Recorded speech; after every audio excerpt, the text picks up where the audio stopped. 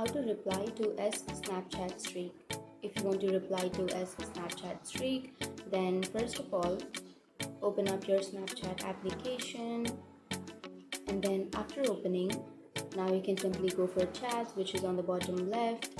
And after opening the chats, now you can simply go for any one of the chat that you would like.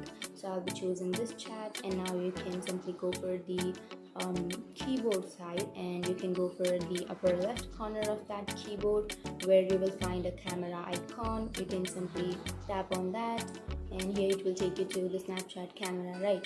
So you can simply choose a filter, and then you can take a snap. And after taking the snap, now you can simply go for the upper right corner which has the text icon, and then you can write S Snapchat. The S Snapchat simply means the streak, the Snapchat streak that you want to maintain on Snapchat. So you can write that as Snapchat, and you can simply send that.